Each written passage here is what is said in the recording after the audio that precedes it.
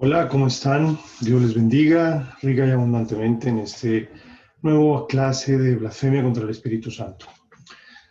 Haciendo un recuento de la clase pasada, veíamos que este pecado imperdonable, que realmente es imperdonable, basado en las palabras de nuestro Señor Jesucristo, componía varios aspectos, no simplemente era un improperio lanzado hacia el Espíritu de Dios o un pensamiento grosero o vil o blasfemo, ¿sí? Porque veíamos también de que Satanás tiene el poder de meter pensamientos en la mente de las personas.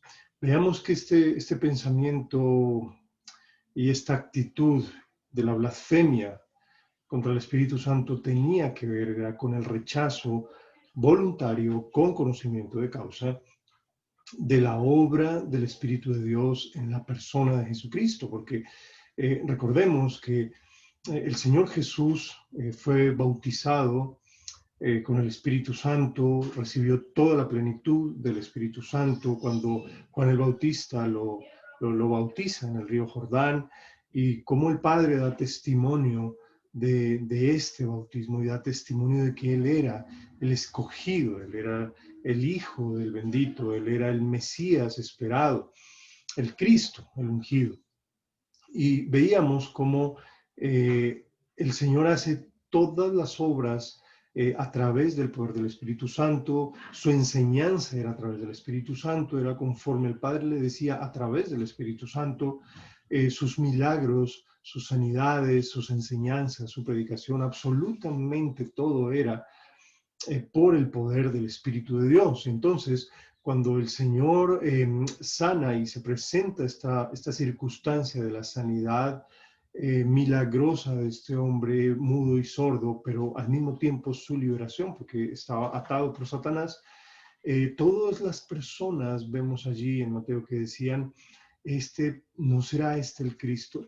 Entonces empezó a difundirse como ese rumor entre la gente de que él podía ser el Mesías. Obviamente lo era, pero hasta el momento la gente no había tal vez como considerado ese aspecto, pero ya cuando ven este milagro fantástico, maravilloso, de la liberación de este endemoniado mudo y sordo, ahí es donde empiezan las personas a creer realmente en que él puede ser el Mesías.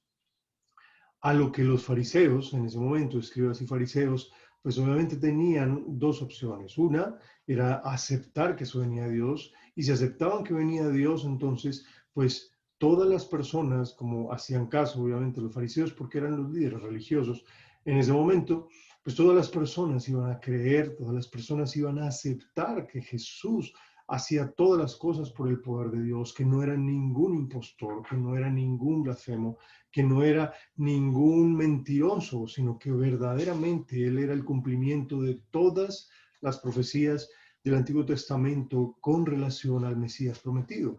Pero ellos escogieron, en vez de aceptar de Dios, escogieron, era con conocimiento de causa, simplemente por la maldad de sus corazones, negar que Jesucristo hacía esas cosas por el poder de Dios, por el poder del Espíritu Santo, y se lo atribuyeron a Belcebú, príncipe de los demonios.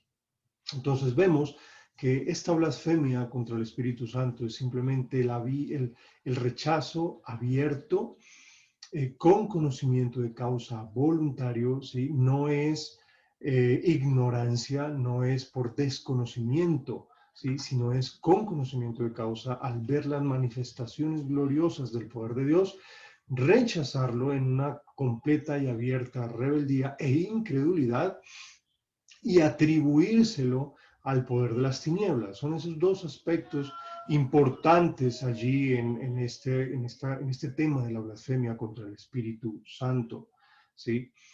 Pero en este momento vamos a ir a estar examinando el pasaje ahora de Marcos, ¿sí? Porque recordemos que el pasaje está en Mateo, está en Marcos y está en Lucas. Pero vamos a examinar un poco el pasaje de Marcos para que podamos entender un poco entonces, un poco más el, el contexto en el cual hemos venido hablando. Vemos entonces aquí en Marcos, en este contexto, que es bien interesante porque nos va a dar una nueva perspectiva respecto a esto de la blasfemia contra el Espíritu Santo. Vemos en Marcos aquí que cuando uno examina el texto de Marcos capítulo 3, del 20 al 35, vemos aquí que hay prácticamente como tres grupos de personas a las cuales el Señor está hablando y con las que tiene una confrontación. En estos tres grupos vemos a los parientes del Señor, vemos a las multitudes y vemos también a los escribas y fariseos en estos tres grupos. Y cada uno obviamente tuvo una reacción diferente a este milagro, cada uno tuvo una percepción diferente a este milagro, ¿sí?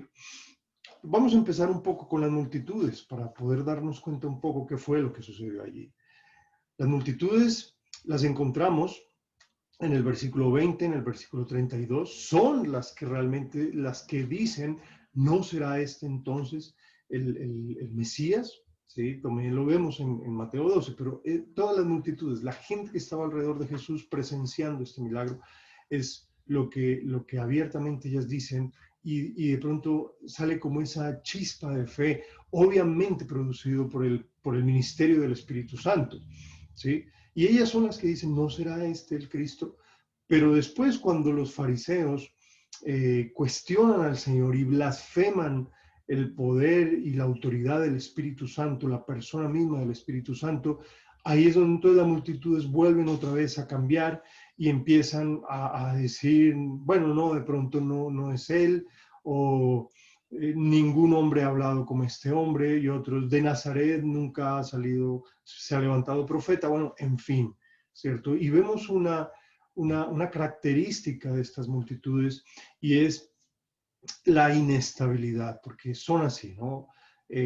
Siempre que se levanta, digamos, algún pensamiento nuevo, las multitudes corren hacia ese pensamiento nuevo, y si se levanta otro contrario, muchas de las multitudes corren. Entonces es como el oportunismo de la multitud, ¿sí? Cambian de bandera, cambian de pensamiento, cambian de ideología muy fácilmente con las circunstancias, ¿cierto?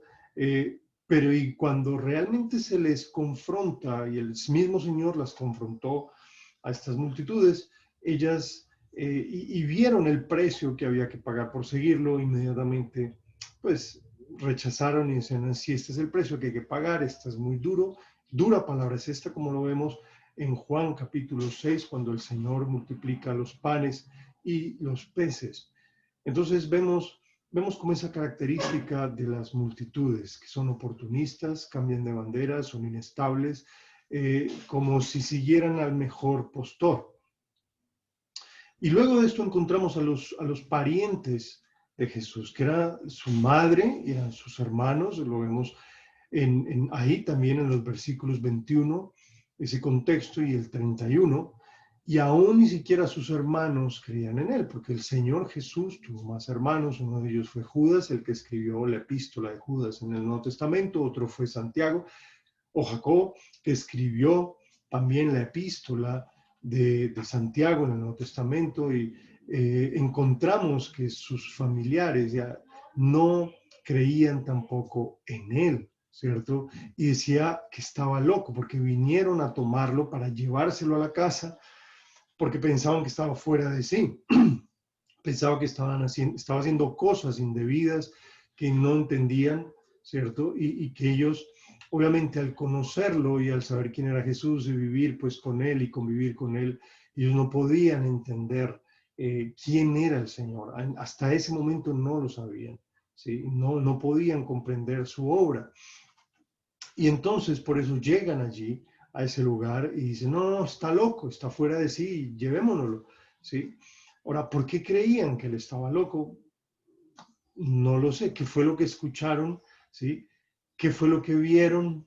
No lo sabemos, ¿sí? Pero lo cierto es que vinieron para hacerse cargo de él, para decir, forzarlo y llevárselo a la fuerza.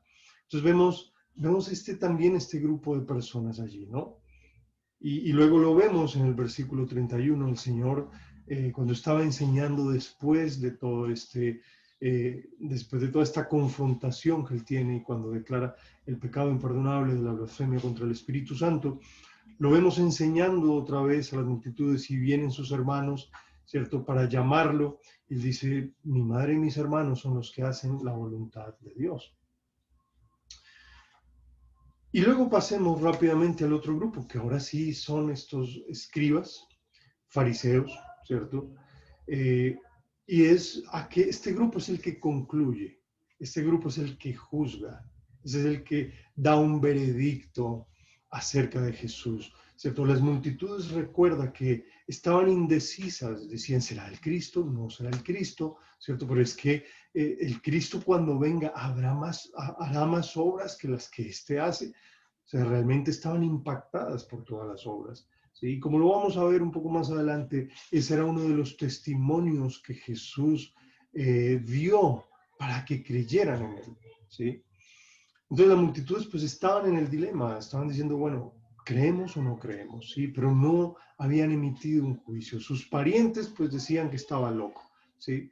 Que él estaba fuera de sí, querían llevárselo, pero no juzgaron obviamente el poder con el cual lo hacía. Ellos también veían las obras que él hacía, pero ya en este grupo, ¿cierto?, de personas que eran los escribas y los fariseos, ya encontramos que ellos concluyen, ellos juzgan, declaran abiertamente que él está poseído por Belcebú, príncipe de los demonios, y que por el mismo poder de Belcebú echa fuera los demonios. Entonces, aquí ya es otra cosa muy distinta, ¿sí? Por eso veíamos que las multitudes que pertenecen a aquellas personas que se les ha hablado la palabra, que de pronto no creen y que rechazan al Señor en varios intentos, rechazan de pronto ese testimonio de la palabra, del Evangelio, no se le puede considerar el pecado imperdonable, no lo es, ¿sí? La dureza, la incredulidad de un ateo, de un no creyente, de un religioso, no se le puede decir que es la blasfemia contra el Espíritu Santo, simplemente es una persona incrédula, gobernada obviamente por el poder de las tinieblas, pero que no ha nacido de nuevo, pero que el Señor una y otra vez en su amor, en su misericordia y en su gracia envía esa persuasión, ese convencimiento de pecado hasta que la persona decide creer, ¿sí? Su familia, pues obviamente es muy, muy, muy difícil, porque como el mismo Señor lo dijo, no hay profeta sin honra, sino en su propia tierra, en su propia familia, ¿sí? Y es difícil a veces porque ellos saben, conocen a la persona, conviven con la persona, y a veces es muy difícil que acepten la autoridad de esa persona, pero eso tampoco significa que sea el pecado de la blasfemia contra el Espíritu Santo, de pronto el rechazo hacia el familiar, el rechazo a que, usted, como decir, usted no tiene por qué venirme a decir esto, yo lo conozco a usted es mi familia. Eso era lo que sucedía con los hermanos, porque ni siquiera sus hermanos creían en él, como lo dice en el Evangelio de Juan, capítulo 7, cuando el Señor Jesús va a subir a la fiesta de los tabernáculos y sus hermanos dicen, ni siquiera creían en él. Pero ya este grupo de fariseos, de escribas, viendo que había disensión entre la multitud, viendo también el problema, me imagino, de su familia, y viendo que las cosas se les estaban saliendo de las manos, que si ellos aceptaban, porque ellos eran la autoridad religiosa, ellos eran como las cabezas visibles en ese momento del pueblo de Israel y tenían obviamente toda la influencia religiosa sobre ellos. Ellos eran los que prácticamente decían qué se hacía, qué no se hacía en respecto al culto hacia el Señor, ¿sí? Entonces, ellos como autoridad es los que definen, juzgan, concluyen abiertamente, con conocimiento de causa, sin ninguna ignorancia, porque ellos vieron las obras del Señor ellos son los que concluyen en que Jesucristo está poseído por Belcebú, príncipe de los demonios, y que por ese poder Jesús puede echar fuera los demonios. Entonces aquí ya hay un juicio concluyente, ya es una actitud sesgada, completamente rebelde, una actitud de rechazo absoluto a la verdad manifestada ante sus propios ojos. Y por causa de eso, ellos influencian a todas estas multitudes para que no creyeran, para que no siguieran al Señor, para que no se convirtieran en sus discípulos, para que no creyeran en Él. ¿Sí? Entonces ahí es donde el Señor proclama esa blasfemia. Ustedes han blasfemado contra el Espíritu de Dios, ustedes ante cuyos ojos se ha presentado claramente las evidencias del poder de Dios, el testimonio de las Escrituras, el testimonio de mi Padre que está en los cielos, el testimonio de los profetas que han profetizado acerca de mí, y ustedes han rechazado. Y no solamente lo rechazaron, sino que abiertamente salió de sus bocas que el Espíritu de Dios, o que yo tengo, no el Espíritu de Dios, sino a Satanás. Y ahí es donde ellos cometen ese pecado, y ahí es donde el Señor declara la blasfemia contra el Espíritu Santo, porque dice también en Lucas, porque ellos habían dicho que tenía espíritu inmundo, ¿ya? En vez de reconocer a Dios en Cristo, en vez de reconocer el poder de Dios, su autoridad, el cumplimiento de todas las escrituras en Cristo, reconocieron públicamente y juzgaron públicamente que Cristo estaba poseído por Satanás. Reconocieron fue al diablo en Jesús. ¿Sí? Ahí es donde empieza, y ahí es donde el punto crucial de la blasfemia contra el Espíritu Santo. Ahora, ¿cómo el Señor les responde a estos fariseos? ¿Cierto? El Señor hace una serie de lógica, por decirlo de alguna manera.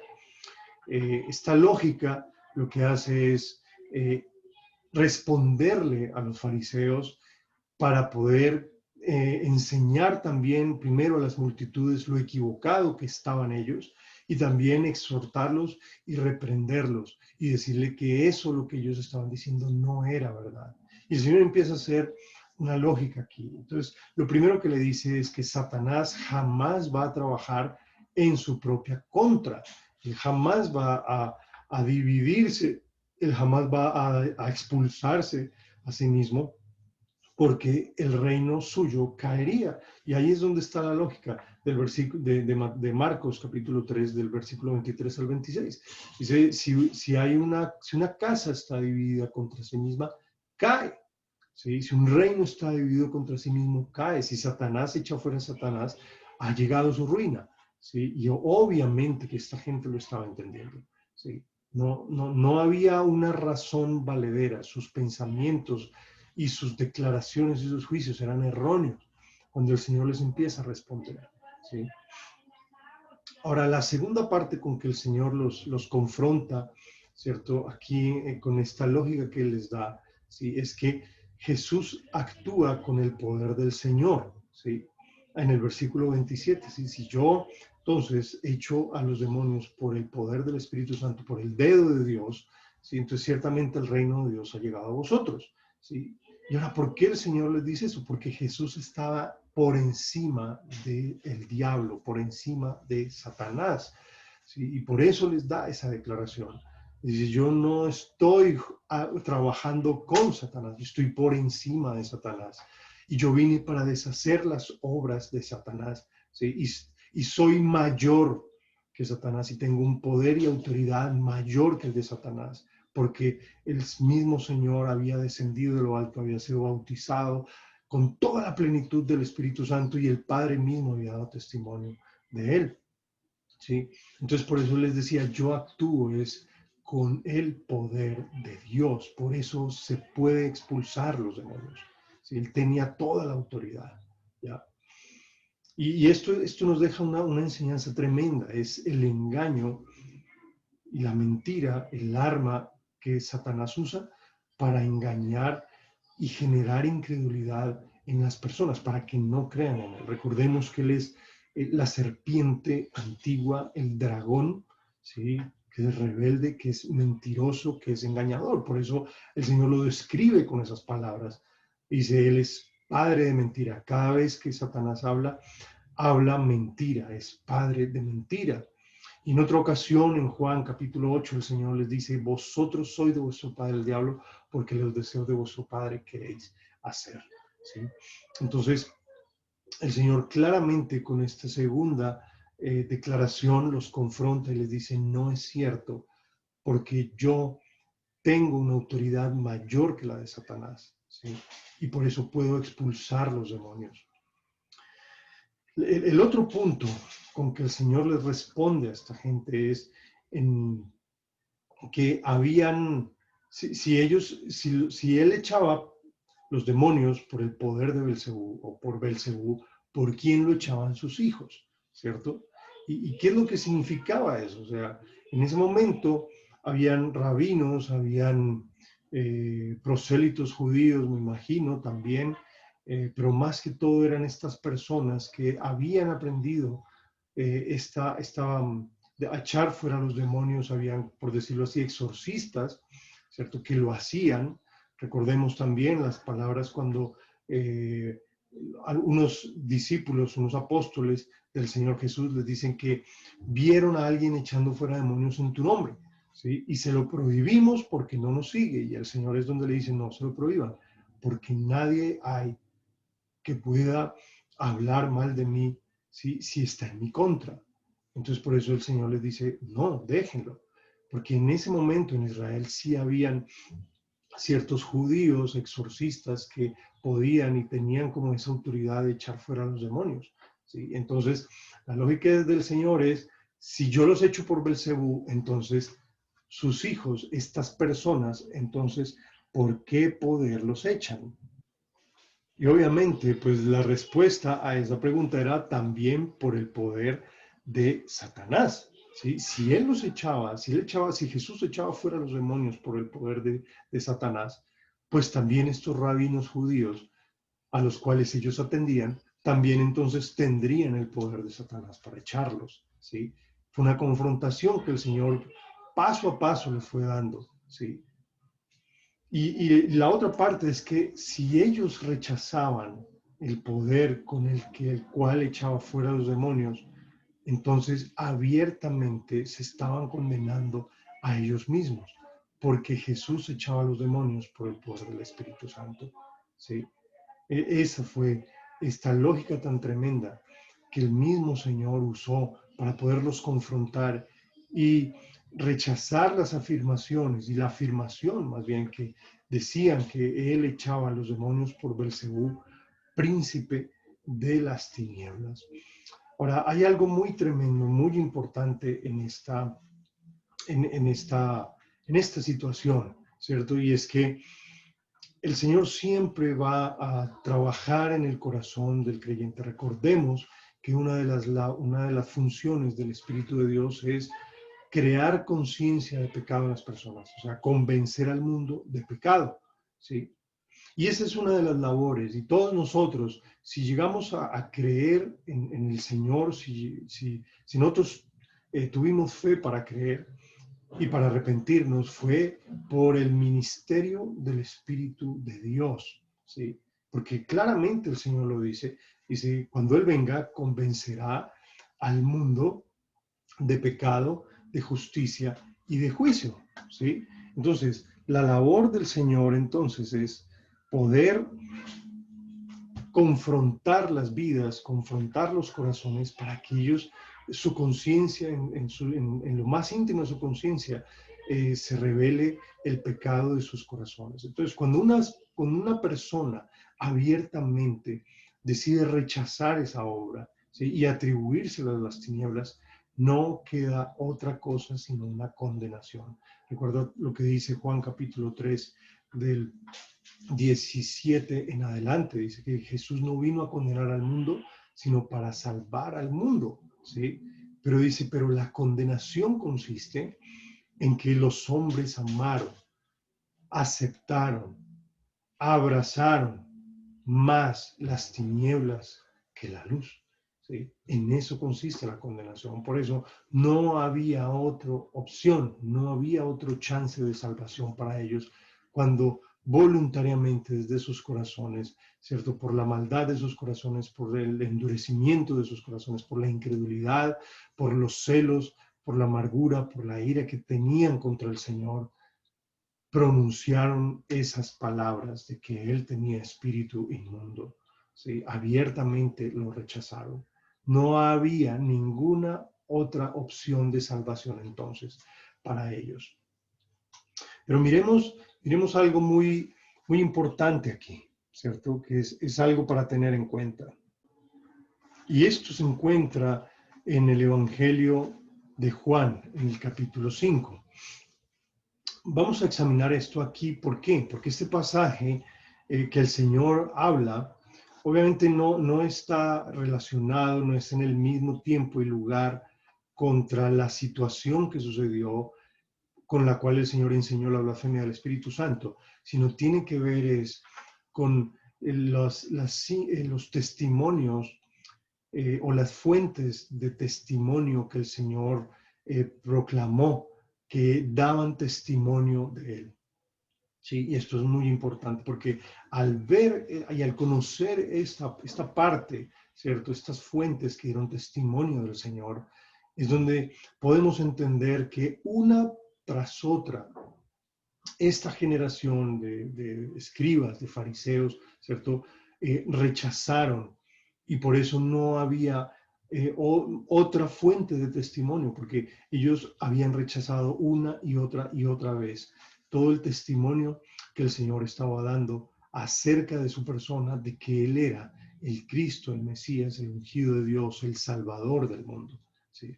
Entonces vamos a mirar un poco esto allí en Juan capítulo 5, el Evangelio de Juan capítulo 5. ¿Sí? Y aquí es donde el Señor empieza a hablar qué es lo que ha dado testimonio acerca de Él. ¿Sí? Que Él no solamente ha dado testimonio acerca de sí mismo, porque en la ley decía que para que el testimonio de una persona fuera valedero tenía que ser contra 2 o 3 testigos, ¿cierto? Entonces aquí el Señor cita, ¿m? ¿Cuáles fueron esos testigos que dieron un testimonio verdadero de que Jesucristo actuaba en el poder del Espíritu Santo, que nuestro Señor Jesucristo era el Mesías, era el ungido de Dios? ¿Sí? Entonces, ahí en Juan capítulo 5, en el versículo 31 y 32, dice lo siguiente: si yo doy testimonio acerca de mí mismo, mi testimonio no es verdadero. Otro es el que da testimonio acerca de mí, y sé que el testimonio que da de mí es verdadero. Y tácitamente aquí encontramos que el testimonio de ese otro era obviamente el Padre. ¿Por qué? Porque en el versículo 37 lo dice: el Padre que me envió ha dado testimonio de mí. Nunca habéis oído su voz, ni habéis visto su aspecto. ¿Sí? Y encontramos que cuando el Señor declara esto, era por ese evento glorioso que sucedió cuando Juan el Bautista bautiza al Señor en las aguas del Jordán. Dice que cuando lo bautizó, los cielos se abrieron y una voz se escuchó desde el cielo diciendo: este es mi Hijo amado, en quien tengo toda mi complacencia. ¿Sí? Y ahí es donde el Padre da testimonio claro de que Jesucristo era su Hijo, que venía de Dios mismo, que Él era el Mesías, Él era el enviado de Dios hacia el pueblo de Israel y obviamente hacia la humanidad. Pero dice: ustedes no oyeron su voz y no vieron su aspecto, ¿sí? Por toda la dureza de sus corazones. Porque toda esa magnífica gloria que se dio allí, y al descender el Espíritu Santo sobre él, las multitudes lo vieron, ¿sí? Y esto fue ese primer testimonio que el Señor da. Entonces, cuando los fariseos luego dicen, nosotros tenemos un padre, ¿cierto? Que es Abraham, ¿sí? Y luego dice: tú das testimonio acerca de ti mismo, y luego le dicen que él es un falso y que tiene a Satanás, ¿cierto? Ahí es donde claramente están diciéndole que Dios era mentiroso, ¿sí? Y rechazan el testimonio de Dios el Padre con que dio testimonio acerca de Cristo. La segunda fuente de testimonio que el Señor cita aquí en este pasaje eran Juan el Bautista, ¿sí? Lo vemos en el versículo 33, 34, dice, vosotros enviasteis mensajeros a Juan, y él dio testimonio de la verdad, porque yo no recibo testimonio de hombre alguno, mas digo esto para que vosotros seáis salvos. Cuando Juan el Bautista estaba bautizando en el Jordán, los fariseos, los escribas, envían gente para que le preguntara quién era él. ¿Sí? Y él dice, yo no soy el profeta, yo no soy el Cristo, yo no soy la luz, yo no soy la verdad, yo soy simplemente una voz que clama en el desierto y que está preparando en el camino al Señor. Y cuando ellos están ahí preguntándole a Juan el Bautista quién era, ¿sí? Aparece el Señor y Juan el Bautista da testimonio y dice, él es el que, del cual yo les estaba hablando, ¿sí? Él es el Cordero de Dios que quita el pecado del mundo, Él es el escogido del Padre, del cual no soy digno de desatar ni siquiera la correa de su calzado, ¿sí? Y Juan el Bautista dio testimonio a toda la gente que estaba en el Jordán, incluso a los mensajeros de los fariseos, de los escribas, del Sanedrín en ese momento. Ellos escuchan ese testimonio de Juan diciendo que Jesucristo, Él era el escogido de Dios, y abiertamente lo rechazan, ¿sí? Porque cuando el Señor, cuando le dicen al Señor, ¿con qué autoridad haces tú estas cosas? El Señor le dice, bueno, yo les voy a decir con qué autoridad si ustedes me responden esta pregunta. ¿El bautismo de Juan era del cielo o de los hombres? Y ellos no pueden responder, no porque no sepan, sino porque si decían que era de Dios, entonces tenían que aceptar que Jesucristo, nuestro Señor, venía de Dios, ¿sí? Y si decían que era de los hombres, estaban obviamente fallando y yéndose en contra del pueblo porque tenían a Juan como profeta. Y voluntariamente, por su conveniencia, por su incredulidad y su abierto rechazo al Señor, dicen que no sabían, para no meterse en problemas. Pero al hacerlo, rechazan completamente el testimonio de Juan el Bautista. La tercera fuente de testimonio que el Señor cita aquí en Juan capítulo 5 son las escrituras, ¿sí? Las mismas escrituras del Antiguo Testamento. En el versículo 39 dice, escudriñad las escrituras, porque a vosotros os parece que en ellas tenéis la vida eterna, y ellas son las que dan testimonio de mí, y no queréis venir a mí para que tengáis vida, ¿sí? Y entonces el Señor les dice, ustedes escudriñan, ¿cierto? Y se estudian todo la Torá, la ley, los salmos, los profetas, ¿sí? Porque piensan que ustedes tienen la vida eterna allí. Pero lejos de que eso pueda dar vida a una letra muerta para ellos, ¿sí? No que la ley sea mala, la ley es santa, justa, como lo dice Romanos capítulo 7, ¿sí? Sino que ellos pensaban que simplemente por estudiar las escrituras iban a tener la vida eterna, pero lo que estaban haciendo simplemente era desconocer voluntariamente lo que las escrituras hablaban acerca de Cristo, porque dice, ellas son las que dan testimonio de mí. Todas las escrituras hablan de que yo soy el Cristo, ¿sí? Y todas las profecías se cumplieron en mí, ¿sí? Su nacimiento virginal, su lugar de nacimiento, su ida a Egipto, su lugar de crecimiento, etcétera, etcétera. O sea, todo estaba apuntando hacia él. Y ellos deciden abiertamente no reconocer el testimonio también de las escrituras. Por eso dice ustedes, a pesar de que tienen el testimonio de las escrituras, de que ellas son las que dan testimonio de mí, no quieren venir a mí.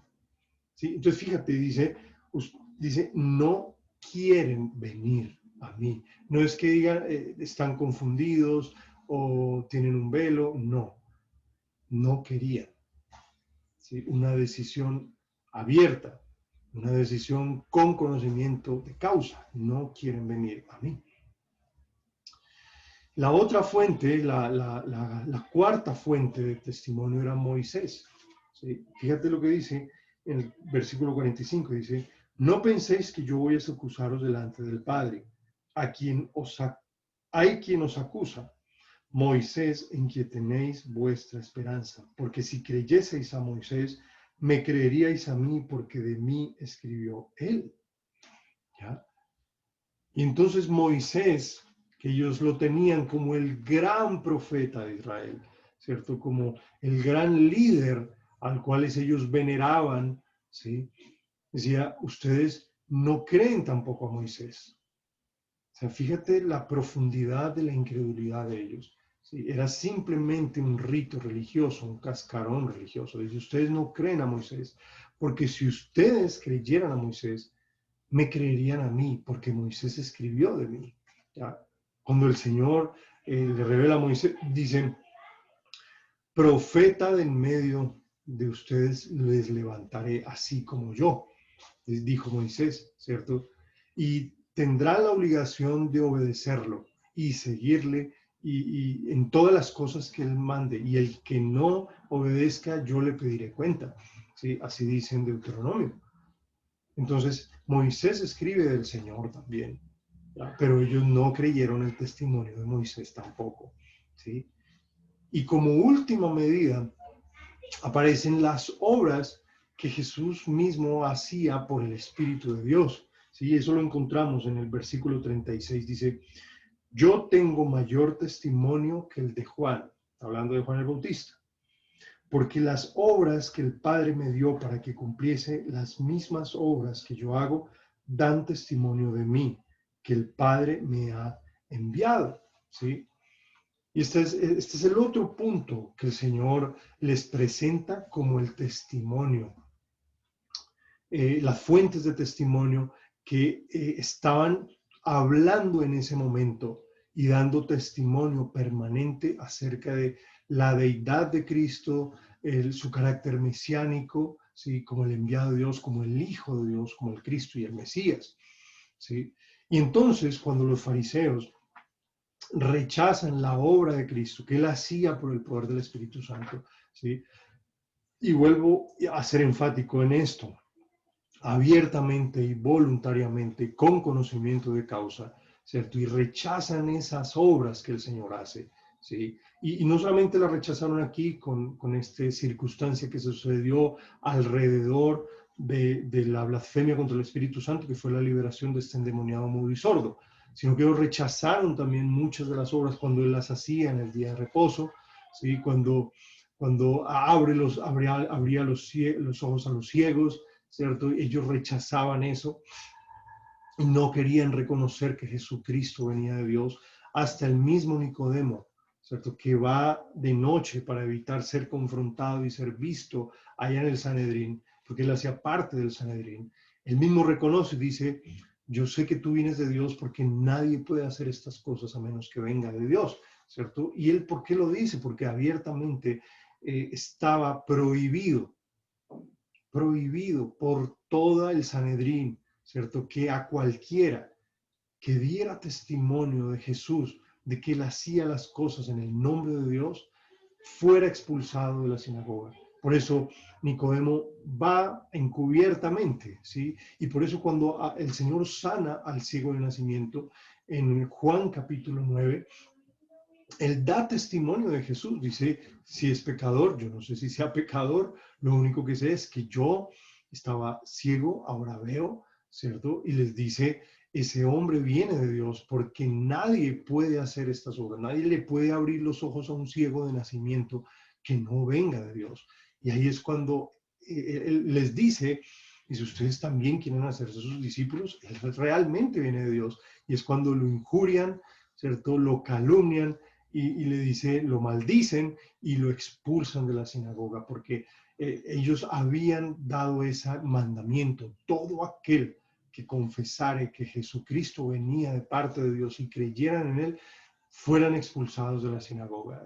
Entonces, ahí es donde empezamos a darnos cuenta, ¿sí? Que no era por falta de evidencia, ¿sí? Que ellos estaban en incredulidad, no eran por falta de señales, no eran por falta de testimonio. Ya vimos estas 5 fuentes de testimonio que el Señor claramente en su gracia y en su misericordia les cita para que ellos pudieran creer, pero ya en este momento ya hay una decisión abierta, ¿cierto? De rebelión, de incredulidad y de rechazo al Señor con toda la evidencia, y no solamente ellos, sino ya prohibiendo a todo aquel que confesara que él fuera el Hijo de Dios, que fuera el Mesías, que fuera el Rey de Israel, lo expulsaran de la sinagoga. Entonces, fíjate, no era falta de evidencia, ellos sabían claramente que él era el Hijo de Dios, pero no quisieron aceptarlo, ¿sí? Por su obra perversa, por su corazón endurecido, por su conciencia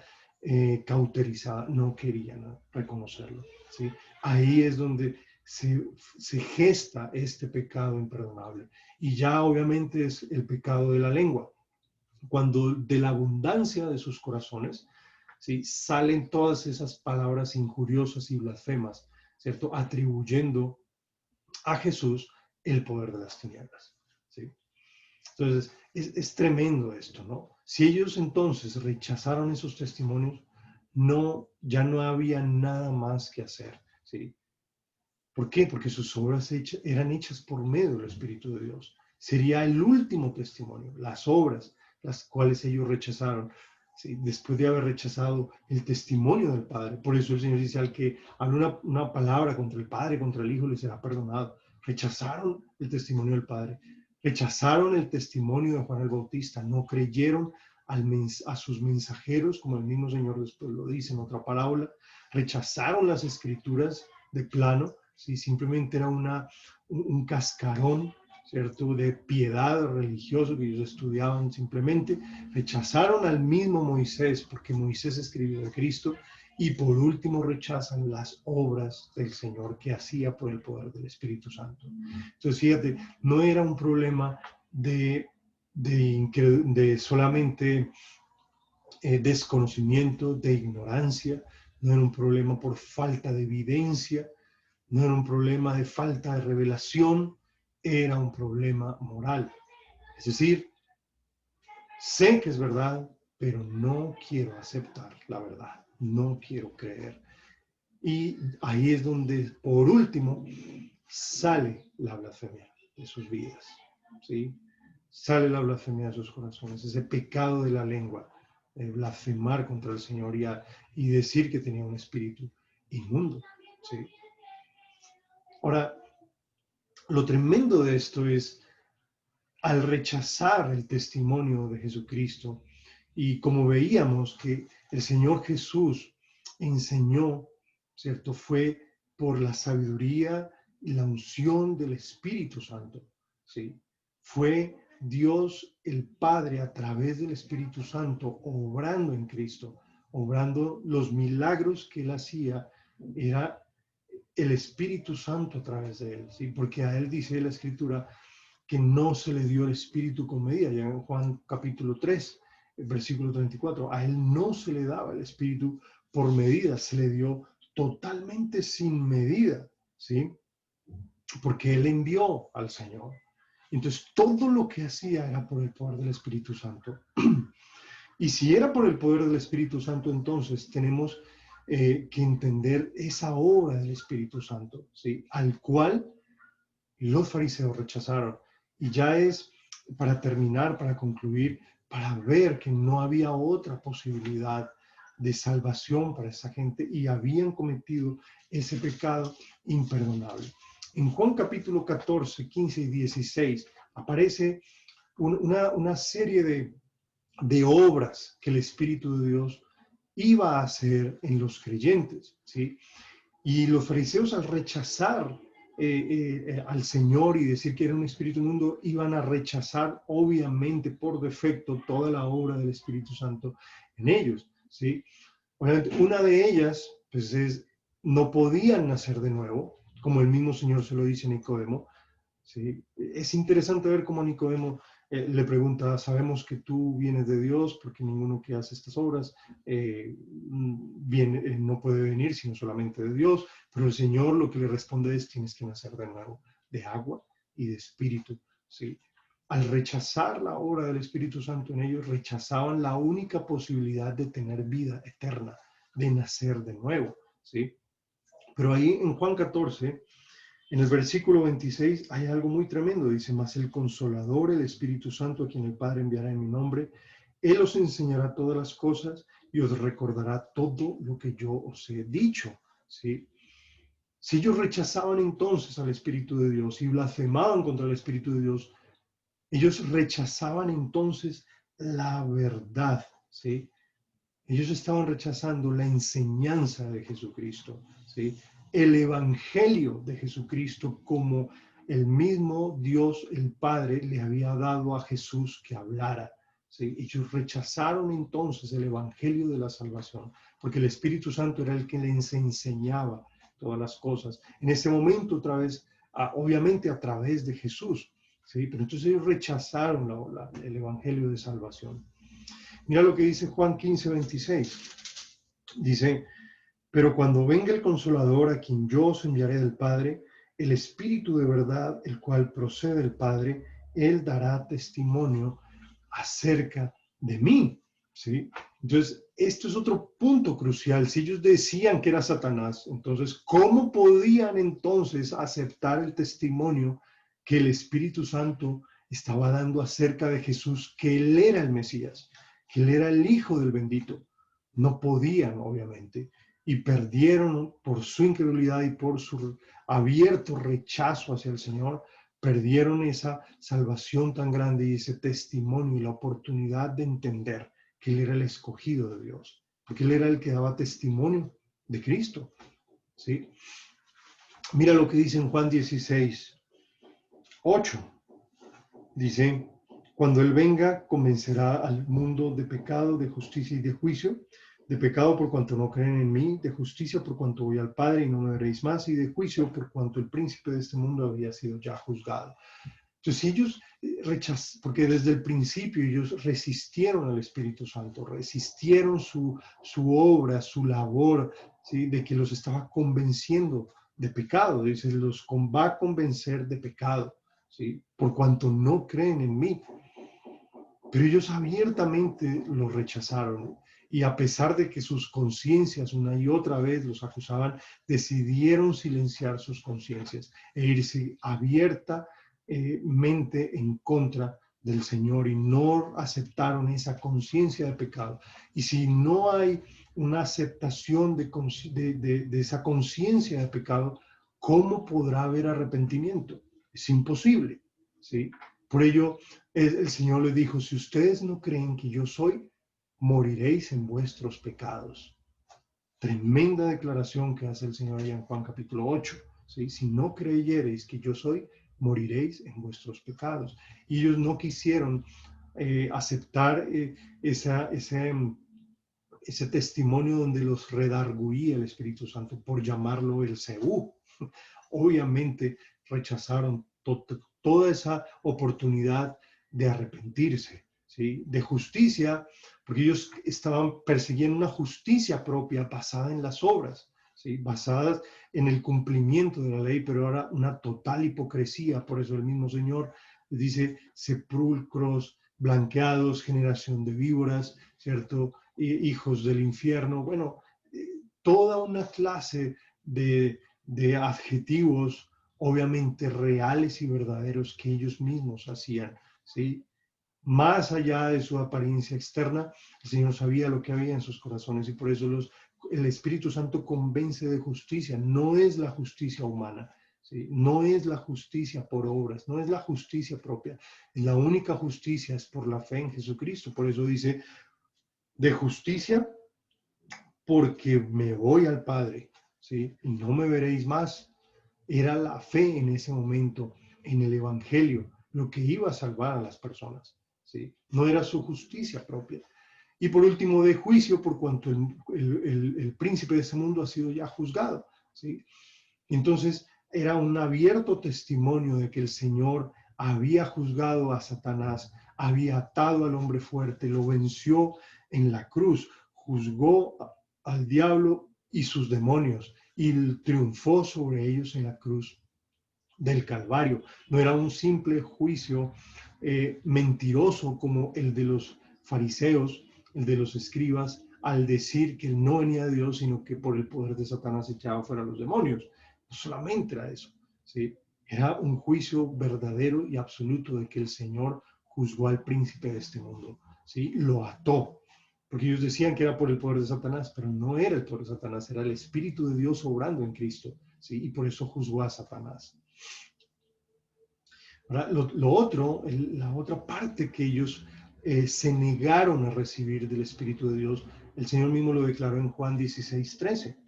Dice, pero cuando venga el Espíritu de verdad, Él los guiará a toda la verdad, porque no hablará por su propia cuenta, sino que hablará todo lo que oyere y os hará saber las cosas que habrán de venir. ¿Sí? Otra de las funciones del Espíritu de Dios era guiar a toda la verdad. Y si ellos rechazaron al Señor que hablaba por el Espíritu de Dios, ¿sí? Quiere decir que rechazaron la verdad. Y si rechazaron la verdad, simplemente aceptaron y amaron y permanecieron en la mentira, ¿sí? Acuérdate lo que dice Segunda de Tesalonicenses capítulo 2 respecto al anticristo y ese poder engañoso. Dice, todo aquel que renuncia a aceptar el amor de la verdad para ser salvos, Dios le envía un poder engañoso para que crea la mentira. ¿Sí? Y esto fue lo mismo que sucedió. Ellos rechazaron el amor de la verdad manifestado en Cristo Jesús. No lo quisieron tener. ¿Sí? Y por eso aceptaron fue la mentira y el engaño y permanecieron en ella. ¿Sí? Perdieron toda opción de conocer la verdad. Yo soy el camino, yo soy la verdad, yo soy la vida. ¿Sí? Si vosotros permaneciereis en mi palabra, seréis verdaderamente mis discípulos y conoceréis la verdad y la verdad os hará libres. Pero ellos no lo aceptaron. ¿Sí? Permanecieron en sus pecados, por eso el Señor les dijo, si vosotros no creyereis que yo soy, en vuestros pecados moriréis. Y el otro que el Señor habla respecto al Espíritu de Dios y su labor está en el versículo 14, Juan 16:14, dice, Él me glorificará porque tomará de lo mío y os lo hará saber, ¿sí? Entonces, si se rechazaba el Espíritu de Dios y se le comparaba y se le achacaba las obras a Satanás, ¿cierto? ¿Qué gloria podían ellos ver en Cristo? Ninguna, ¿sí? No, ellos no iban a glorificar a Cristo, al contrario, ellos iban a hacer pues todo lo que vemos que hicieron en los últimos capítulos de los evangelios. Tramaron su destrucción, sobornaron a Judas, enviaron a tomarle preso, hicieron lo que quisieron, obviamente con el previo conocimiento de Dios y por su voluntad, lo entregaron en manos de pecadores, de impíos, y dieron su voto para su muerte. ¿Sí? Esa es la gran dureza del corazón humano, al rechazar obviamente las palabras del Señor Jesús. ¿Sí? Entonces, como vemos, no es simplemente un pensamiento negativo, una palabra despectiva por ignorancia, con que se blasfeme contra el Espíritu Santo. Hay algo mucho más profundo de esto y ya es el abierto rechazo, el no aceptar la evidencia clara, nítida, de que Él es el Mesías, Él es el Hijo de Dios, Él es el Salvador del mundo, ¿sí? Y negarse a toda esa obra del Espíritu Santo, a esa convicción de pecado, negarse a la verdad, negarse la luz, negarse el adorar al Señor, glorificar al Señor, negar el testimonio que Dios ha dado, ¿sí? Ahí es donde ya obviamente no hay nada que hacer. Obviamente, cuando una persona voluntariamente empieza a blasfemar el Espíritu de Dios, ese es el pecado también final de la lengua, ¿sí? Donde ya su abierto odio hacia Dios, que es odio, han escogido y han amado las tinieblas, y si aman las tinieblas, obviamente el resultado será odio, aversión hacia Dios, aversión hacia Jesucristo, aversión a todo lo que Él representa, y confesándolo obviamente con sus labios, porque acuérdate la palabra que dice, de la abundancia del corazón habla la boca. ¿Sí? Gracias sean dadas a Dios por Jesucristo nuestro Señor, por el cual somos salvos, por el cual somos libres, con el cual podemos tener acceso a la presencia de Dios, ¿sí? Como decía Pablo, que él antes era un blasfemo, un perseguidor, era un asesino, consentía en la muerte de los cristianos, persiguió la iglesia del Señor al punto que él, siendo apóstol ya en sus últimos días, dice, yo no soy digno de ser llamado apóstol porque perseguía a la iglesia del Señor, ¿sí? Es decir, como un ministro iba a hacerlo, pero por la gracia de Dios dice, soy lo que soy, ¿sí? Y por la gracia y el amor y la misericordia de Dios fui recibido a misericordia y Dios me dio la oportunidad de arrepentirme y blasfemé contra él porque lo hice por ignorancia. ¿Ya? Entonces vemos que la blasfemia contra el Espíritu Santo va más allá de ese simple pensamiento o la ignorancia de una persona. Es, el es un improperio que sale obviamente de la boca de las personas porque está en sus corazones, que refleja su abierto rechazo con conocimiento de causa de la obra de Cristo, de la persona de Cristo, del Espíritu Santo que habitaba en Cristo, ¿sí? Hacia su obra salvífica, hacia su doctrina, hacia su poder, hacia su enseñanza. Con esto hemos terminado nuestra materia, blasfemia contra el Espíritu Santo. Espero que haya sido de gran bendición para tu vida. Espero que el Señor te haya hablado, ¿sí? Y que sea el Señor bendiciéndonos, guardándonos por su poder, por su misericordia y nos haga crecer y abundar más y más en el conocimiento de Cristo Jesús nuestro Señor. Que Dios te bendiga rica y abundantemente. Chao.